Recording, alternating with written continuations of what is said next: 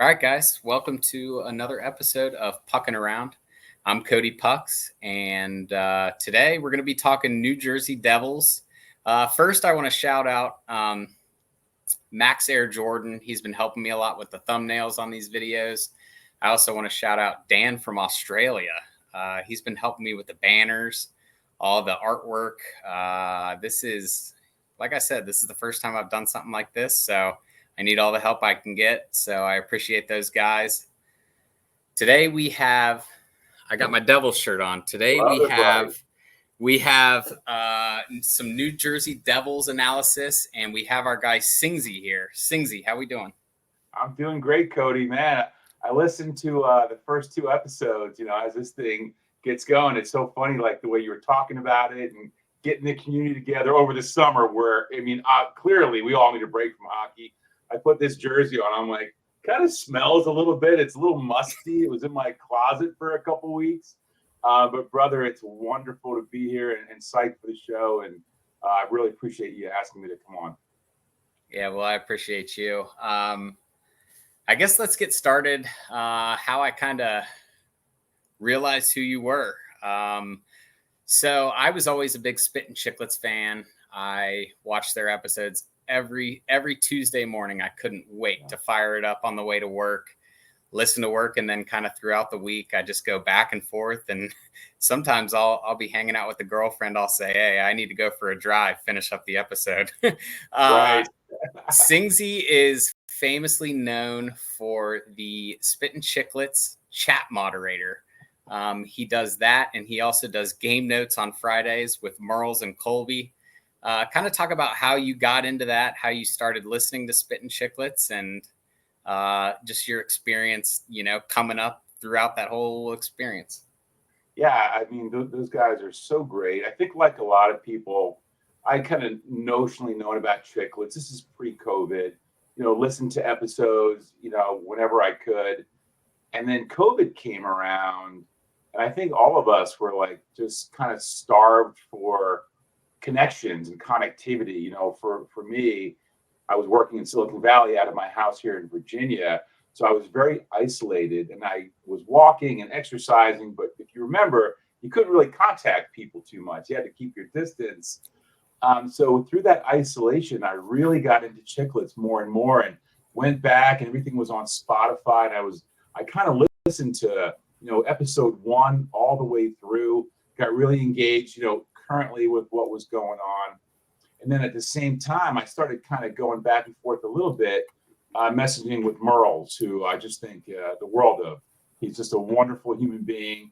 He's the glue guy. He's just great, because like you, Cody, I also like to hockey gamble, right? So Merles is just a great gambler. So, we made a connection, a couple of New York guys, and we kind of became friendly. And then I had heard this thing about game notes, and I think this is where you and I first connected, where that was 2 years ago during the playoffs. They just wanted to have this gambling show. So they kind of started it, not really knowing what it would be.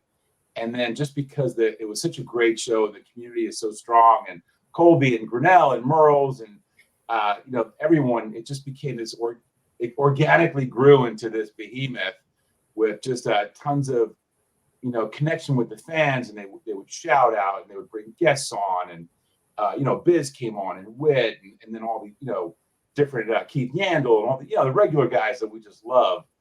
And then we had this whole chat thing, and you're in there, and a whole bunch of folks, and I'm a little boisterous at times, so I would kind of try to do a little chat moderation, keep it lively, keep it fun. Sometimes people get a little out of control, and whatever. It's like, come on, be cool. We're here for fun and for bets. And it just became this great community of people. And I've made so many friends like yourself and other people.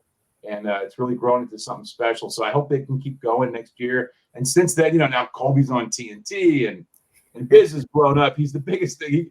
I think he's going to take over for Bettman when Bettman retires. Biz is going to be the Let's hope so. Yeah, so you see the maturation of Grinnell, and obviously Whit's always been successful, but he's really kind of the creator of this thing. So it's super nice to see, and they're all great guys. I know RA, shout out RA. He's our brother. He's our friend. Going through a little bit of a tough time. like I messaged to him, you got to take care of yourself sometimes, get healthy, physically, spiritually, mentally, get to the place you want to be. And I'm sure he'll be back around. But yeah, man, it's just, this has been just a lot of fun for me personally. And then meeting people like you and connecting with just this great community. It's been really fun and special. Yep. And I kind of want to go off that too with the whole thing with RA. I was kind of in a tough time, I switched up jobs and spitting chiclets. That really got me, got my day started. And when I finished work, it got me, back up and going. But it truly is amazing how, being from Singsy, we don't have a lot of true hockey fans.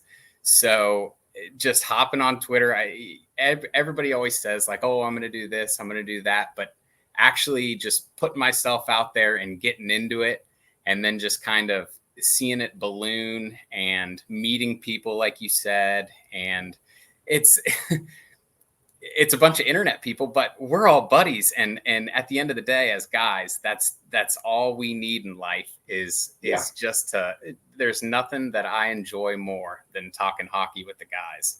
So 100%, dude, 100%. You said something important, you kind of put yourself out there because you have to risk a little bit of vulnerability, right? Not everyone's going to be this chest thumping. We're all kind of human beings. So you got to be a little vulnerable. There's the Twitterati or your Instagram, people are going to talk a little shit. But at the end of the day, what I found is that hockey people especially are very genuine. I was in the military for a long time. I did 21 years in the Air Force. And there's a lot of correlation between the hockey community and the military community.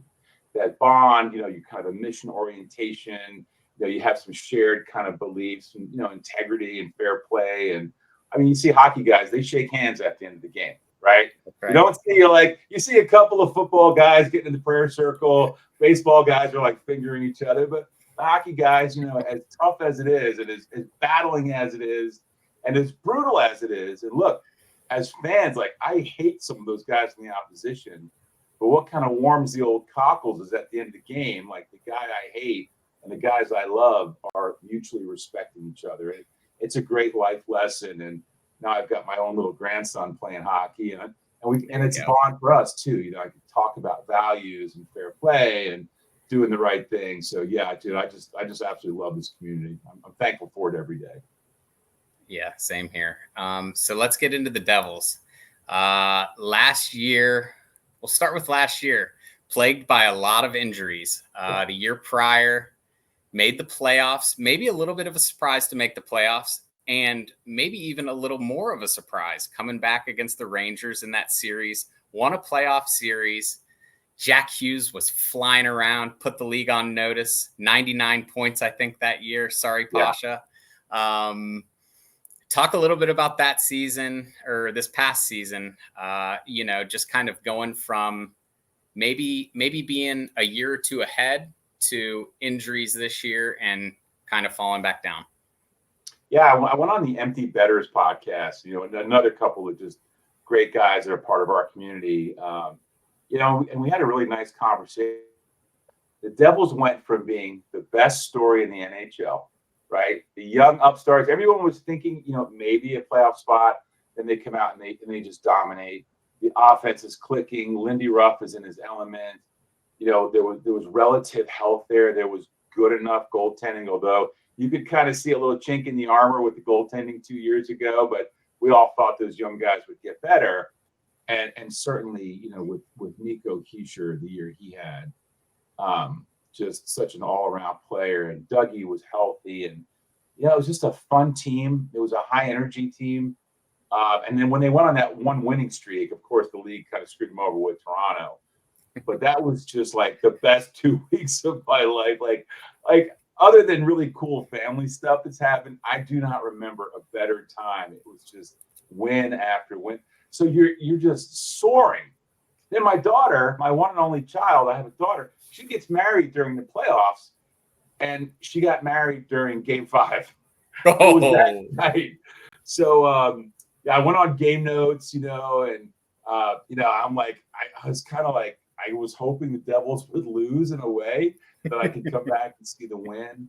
And then they had that great win over the Rangers. So they were done by the time, that series was over.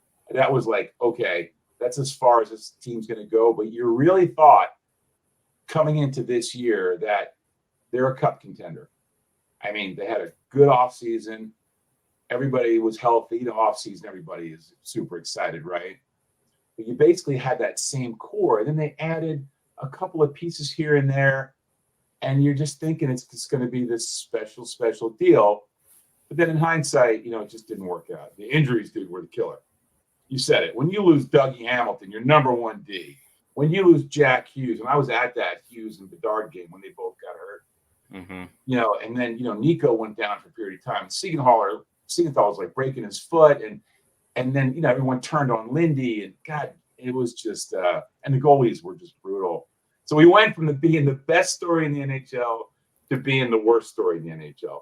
I don't think any fan base felt worse about their team than the Devils fans this year because we all had such high expectations. Like, to the end, I'm like, I know they're going to turn it around. I know they're going to turn it around. Finally, you're like, okay, they're not going to turn it. Toffoli's gone. And like, holy shit, it's really over. And then, you're just kind of like crying those last couple of weeks getting into the playoffs. That's right. And it was a great NHL season. Like, I love this season. It was so much fun. But, man, it would have been 10x better if the Devils would have made the playoffs and been in the. That's right. Yeah. And before, so the year prior, when the Stanley Cup finished, when Vegas won it all, and my pick was Edmonton, New Jersey in the Stanley Cup for last season. But like you said, like I said, injuries plagued them. And I think Dougie Hamilton is so important to that group. More important than just your regular NHL fan may realize, because even when they still had Jack Hughes, when Dougie went out, things kind of started to get a little uneasy. And New Jersey is one of my favorite teams to not only watch, but to bet on, because not only do they score a lot of goals for Mr. Ice, but they got a lot of talent. They have a lot of good players that I like to bet the point scores. So they got a lot of good odds at the middle of the road guys. So hopefully, no jinx. Let's stay healthy this year, and let's see what they can do. I mean, what do you think about their offseason moves, and what's the roster looking like this season? Yeah, I think it's really good. You made a good point on Dougie. The challenge with when Dougie went out is then you had that much more pressure on Nemec and Luke Hughes, who, look, they both had phenomenal rookie seasons. Hughes was a Calder finalist. Nemec, he really impressed us all. But losing Dougie, that's like the king of the decor, so it was massive. So what did the Devils do in terms of the offseason moves? You bring in Pesci, right? Great. Stay home defender. He never turns the puck over. He plays against the tough guys. Because, look, as much as I love Dougie Hamilton, and I love that guy, he's a difference maker. He's not the strongest defender. I mean, he gets beat. He cheats a little too much sometimes, gets beat behind him, So we'll see what that pairing, if it's going to be Dougie and Siegenthaler again, which by all rights it should be, but Siegenthaler has got to stay home. He tried to get up in the offense too much last year when Dougie got hurt. You see all these compounding effects. So in terms of the offseason moves, they shored up the decor. They got guys who were big. They got guys who were steady. The Devils had way too many turnovers last year. And then, of course, the two Jakes, man. You get, Jake Allen, who came in last year. Then you add Markstrom in goal. That was really the biggest deficiency. I think almost like if Dougie would have went out, Jack's out, everybody's out. But if you would have had that rock star goalie back there, just, stealing games for you some nights or keeping you in it so you can get to overtime and steal a point and maybe even get the win. We just didn't have. We had like goaltending collapses, and you can't blame those guys. I mean, it was like a hodgepodge of young, tired, old. It just never felt right.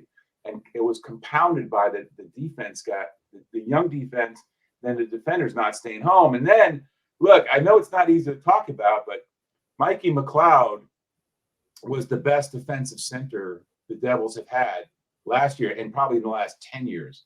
That guy, as much as I love Nico's defense and he's a Selke, McLeod is another level just because of that speed element. So, look, you took him out. People don't talk about it, but, that guy was chewing up a lot of minutes. He was playing the PK. When he was out there, he was often matched up against a Sidney Crosby. Like Crosby would come out, and then, boom, there's McLeod right on him, when we had last change. And he would just do that night in and night out, and that would free up Jack and Nico and Brader and others to have more space in the offense and more time in the offense. So it's just like there's a lot of little things that people may or may not notice about the composition of a team and how it comes out through the year. So to your question, what did Fitzy do? I really think it was like replace but better. We all love John Marino, right? Great guy, smart as hell. Stud. I really like him. Yep. Yeah, I really liked him, but he regressed last year. So boom, he gets replaced, right? So he's not out of the lineup now. We got Pesci. You bring in Cotter from Vegas, right? So is that a Mikey McLeod replacement? Maybe. Obviously, the goaltending is shored up. So they didn't go out and get a scorer. I think Fitz looked at the lineup and said, "Look, guys, when you have Jack Hughes and Nico Hischier and Brad and Halla and you need other guys to step up. Nosek, scored some goals. And obviously Andre Palat needs to step up, get Dawson Mercer back into goal mode and figure those lines out under a Sheldon Keefe, which is another big move we didn't talk about yet. What's he going to come in and bring in for an offense? Lindy had a very different system. Lindy's system, I really liked it when it worked, but when you don't have the players, that system is not one that's very repeatable. You have to really have your frontline guys all knowing it. We would bring in new guys, and you saw it, right? Timo Meyer. You bring Timo Meyer in, he's floundering. Because the fucking system is really hard. It's a different system than most teams play. So Sheldon Keefe, I think, plays a more traditional offense. It's very fast-paced. It's very rapid passing. It's moved the puck up. And I think that's going to play well into the way that Fitz is constructing the team. Look, I'm a fan, so forget half what I say, but if the Devils get 110 points next year, it wouldn't shock me. I think they are truly going to maybe not dominate from day one to the end, but they're going to be one of the best teams in the league. No question about it. Yep. Getting healthy, obviously, is going to be, a breath of fresh air for the Devils this year. But what I liked about what you said is that if this team is going to, buckle down and go on a run in May, take it into June, the defense has to be there. And I won't lie, I have a soft spot for high flying offenses. When Jack's out there zipping it around with Jesper Bratt and Nico's getting in the mix. My guy Dawson Mercer is out there who, I think he had 56 points and then down to like 30 something this past year. Yeah. But like you said, the defense, it starts on defense and then, that'll create your offense. You kind of saw it with Edmonton in the Stanley Cup. All the goals that Edmonton scored against Florida were breakouts, it felt like. Right. So, but boy, do they have the players. Jesper Bratt is a stud. Jack obviously is a stud. What's your overall opinion on Timo Meyer since he's come over from San Jose? Yeah, I was kind of a little bit down on Timo, initially when he came in. I mean, he struggled. He definitely struggled. It was funny when they would pair him with Jack, they would each go to the same spot. So they have the same instinct, and I watch obviously every minute of every Devils game. So they would constantly go to the same spot. So I was like, you cannot play Timo Meyer with Jack Hughes. They're not really matched up. But then when you played him with Nico, and look, I'm probably overanalyzing this, but Nico, grew up kind of idolizing Timo. They played together, but Nico was like 2 or 3 years behind Timo. Okay. So it seemed like Nico was like overly deferential to Timo sometimes. I'm like, dude, Nico, take the fucking puck, dude. You got it. you can take that shot. Like, you don't have to look for Timo here. He's fine. But then, and then things kind of, went south when he got injured in the playoffs, with the jaw injury. So he had a really kind of a rough start to the year. And I was a huge Sharon Govich fan and some of those other young guys, so I'm just like, and Zetterlund, I'm like, did we get this right? Bringing in Timo and Toffoli, but then he kind of turned it around. I'm like, something clicked, and it was around January. You could really start noticing it. I think it was a combination of health, a better line combo for him, really making him shoot on PP1 where he was like the primary shooter. I mean, he would come out and have like 5 shots on a power play. It was great because the power plays weren't really mixing. When you got, Nico and Jack and Brad, and then Timo and then Mercer, it's like, the Devils, they struggled a little bit in PP1 and PP2 and figuring it out. But I think Timo really figured it out. He had a bunch of goals last year. He looked great. He would take games over. He was a true power forward. To steal Merles' word, he was getting in the mixer and challenging down there, where I think that maybe the injury had kind of made him a little gun shy about a lot of contact. So look, for this year in a Sheldon Keefe offense, another new offense, right? Yeah, right. I wouldn't shock me. I'll throw it out there now. Would not shock me to see Timo, touch 50 goals this year. Yeah, and I agree with that. I think the combination of, youth that the Devils had, bringing the new guys in, and then all of a sudden you get a new coach, everybody's healthy. I'm with you. I expect a big year out of New Jersey. And Markstrom's over. What's Markstrom? Where's he at on your tier of goalies around the league? Yeah, he's a top guy. Like he's not like he's like a top 3 to 5 goalie, which for us, is incredible just because we haven't had it. Now 2 years ago, I know he had a bit of a rough season, but I was looking at all the analytics from this year, and really he was like a wins above replacement kind of guy where his differentials were incredible. I just think he just needs to be Markstrom. He doesn't need to stand on his head every day. There's going to be a lot of good defenders in front of him now. Stay-at-home defenders, plus guys jumping up. We're going to score a lot of goals, which takes a lot of pressure off the goalie, right? You've heard all the goalies say that. Look, I think he's going to potentially be a Vezina finalist. If not, a finalist, he's going to be like, he's going to be an all-star. He's going to have all those kind of things, and he's going to be the guy we want. Look, he's 33, I think, years old. But he's got a good backup now. He's got a backup we can trust if he needs a breather or they just, get into a regular routine. He wants to be in Jersey. He seems like very happy here. And I like the way he plays. He's a big dude. He's like 6'5", 6'6". I mean, he's a big goalie. He's nimble. He's got a good glove. He's got a good blocker. I like the way he plays goal. But he's not like the best goalie, but he's damn close to the best goalie.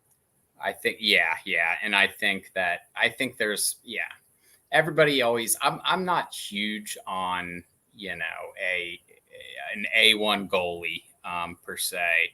A Shesterkin, or I don't think you necessarily need that to win a Stanley Cup, because all that matters is how are you gonna you make the playoffs. And then how are you going to play for the next 2 months? Well, look what happened this year with Hellebuck.